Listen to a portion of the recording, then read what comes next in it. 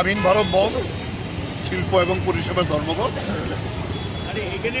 এই অবস্থাতে আমাদের দিল্লিতে আপনারা জানছেন, দিল্লি এবং চণ্ডীগড়ে যেভাবে পুলিশ প্রচণ্ডভাবে কৃষক আন্দোলনকারী যারা তাদের উপর বর্বরচিত, এটা ভারতবর্ষের ইতিহাসে বোধ হয় এই ড্রোন দিয়ে সেখানে যারা ওই কাঁদনে গ্যাস ছোড়া, এটা প্রথম হলো কৃষকদের উপর।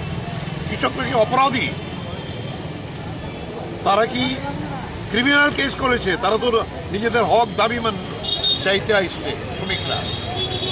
এই আক্রমণের বিরুদ্ধে আমাদের আজকে গোটা দেশে সংযুক্ত কিষাণ মোর্চা এবং কেন্দ্রীয় ট্রেড ইউনিয়নগুলো এই প্রতিবাদও হবে এই বন্ধের দিনে। তাই আমরা আজকে আগরতলায় এই প্রতিবাদে সামিল হয়েছি পুলিশি নির্যাতনের আক্রমণে।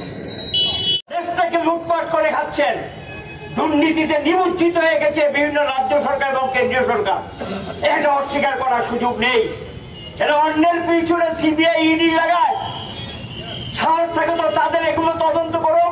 বিরোধীরা যে সমস্ত অভিযোগ উত্থাপন করেছে এগুলো তদন্ত করো। তদন্ত করলে তার সমস্ত কিছু বেরিয়ে আসবে। এই যে গতকাল আমরা এই কথাগুলো বলছি, এই দেশের নির্বাচনী ব্যবস্থাকে প্রভাবিত করছে টাকা দিয়ে, মানুষের জনমতকে কেড়ে নেওয়ার চেষ্টা হচ্ছে। এই রাজ্য 2018 সালে তাই হয়েছে, 2023 সালে তাই হয়েছে। অর্থ দিয়ে মানুষের মনকে প্রভাবিত করা যায় কিনা?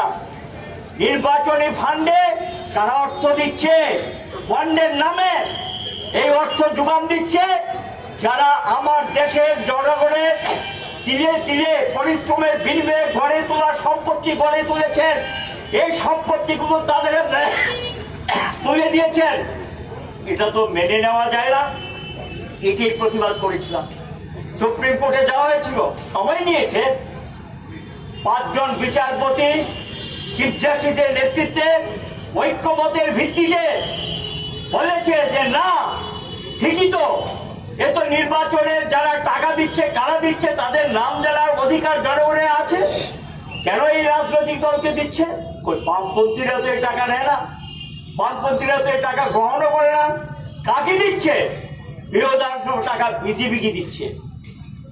এগুলো প্রকাশ করার জন্য আরটিআই অনেকবার বলা হয়েছে, তথ্য প্রকাশ হয় না। এখন বেরিয়ে আসবে সুপ্রিম কোর্টের নির্দেশের প্রতি তাদের শ্রদ্ধা থাকে, সম্মান থাকে। কোর্টের রায়ের প্রতি সম্মান জানিয়ে নির্বাচন কমিশনকে এগুলোর নাম প্রকাশ করার জন্য বলছে, দেখবেন নাম বেরিয়ে আসবে কার? ওই আদানি আম্বানিদের কোম্পানিগুলোর নাম বেরিয়ে আসবে। এরাই অর্থের জোগাড় দিচ্ছে শাসক দলকে, এরাই জনের জন্য আমার দেশের সমস্ত সম্পদ বিক্রি করে নিচ্ছে। এরা বন্দর নিয়ে নিয়েছে, এরা এয়ারপোর্ট নিয়ে নিয়েছে, এরা বিভিন্ন কয়লা খনিগুলো তাদের আয়ত্তে নিয়ে গেছে এবং এয়ার ইন্ডিয়ার মতো সম্পত্তিও নিয়ে গেছে টাটার মতো লোকরা। এরা কার সম্পত্তি? জনগণের সম্পত্তি। কাজেই এরা দেশের মানুষের সঙ্গে বিশ্বাসঘাতকামি করেছে এবং দেশের মানুষের স্বার্থের পরিপন্থী কাজ করিয়েছে। দেশবাসী এদেরকে ক্ষমা করবে না এবং দেশবাসী এর জবাব তারা চাইবে। এই জবাব চাওয়ার জন্য সামনের দিনগুলোতে আসছে নির্বাচন।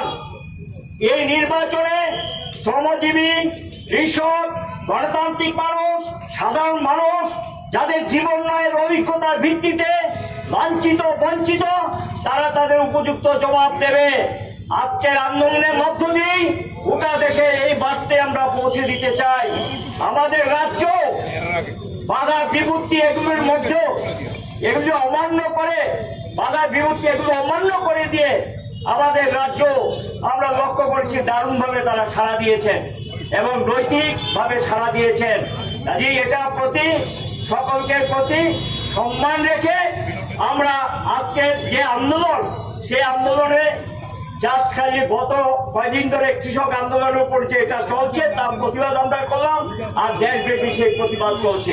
এই কথাগুলো বলে আগামী দিন আরো লড়াই, আরো সংগ্রাম এবং মানুষের ঘরে ঘরে পৌঁছে বার্তা আমাদের নিয়ে যেতে হবে।